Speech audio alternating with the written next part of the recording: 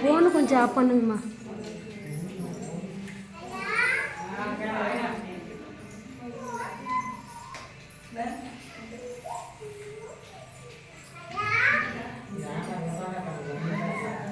இங்கே ஒவ்வொரு பஞ்சமிக்குமே யாருமே நடத்துவாங்கம்மா. அவ்வளோ கூட்டங்கள் வரும்.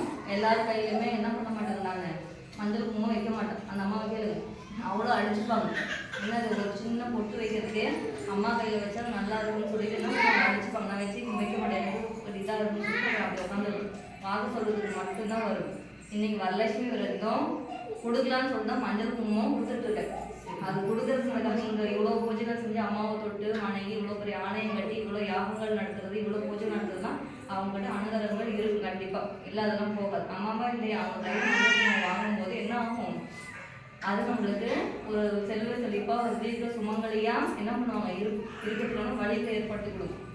கண்டிப்பாக சரி புரியுதா புரியலையா? எங்கள் மேலே ஒரு அம்மா இருக்காங்க, சின்ன பொண்ணு, 32 வயசு இருக்கும்.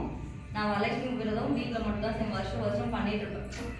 அப்போது அந்த எல்லாத்தையும் கூப்பிட்டு பயங்கர கிராண்டாக கோயில் ஆரம்பிக்கிறதுக்கு முன்னாடி ஒரு 3 வருஷத்துக்கு முன்னாடி இன்னைக்கு வரலட்சுமி பூஜைனா அந்த பொண்ணு என் கையில் மஞ்சள் வச்சு தாடி கயிறு கட்டி விடுவோம். இப்போ கட்டி டைம் இல்லை, கட்டி விட்டு அமுச்சுட்டு அன்னைக்கு நைட்டே அவங்க வீட்டில் இருக்க ஆக்சிடென்ட் என்னது அள்ளி கொடுத்துட்டு வந்தேன். காப்பாற்ற முடியாத சூழ்நிலை வச்சு சரிங்களா. அப்படியே அதாவது ஒட்டி வச்சு இவராதுக்கு 6 மாதம் ஆச்சு. அந்த பொண்ணு எனக்கு கேட்டுட்டு வந்துச்சு, என்னது ஒவ்வொரு வருஷம் நான் கூப்பிட்றேன்னா வரலட்சுமி பூஜைக்கு வந்துட்டு ஆன்லைன் என்ன காரணம், நான் கட்டின தாடி அவங்க அந்த பலத்தை ஏற்படுத்தி இருக்குமா அப்படின்னு சொல்லிட்டு கூப்பிட்றோம். அந்த டைம் கரெக்டாக வந்து வாங்கிட்டு போவாங்க. இந்த ஊர் மக்களே அப்படிதான் புரியுதுங்களா. அவ்வளோ அதனால வைக்க என்ன இப்போ மஞ்சள் குங்குமம் என்ன ஆகிட போகுது சரியா. சந்தோஷமாக வச்சுட்டு போங்க. பிறகுனால ஒன்றுமே ஆக போகிறது இல்லை. சளிச்சிட்டு வைக்கிறது அழகு மஞ்சள் பூசினா ஒரு அழகு மங்கள கடவுள் தான்.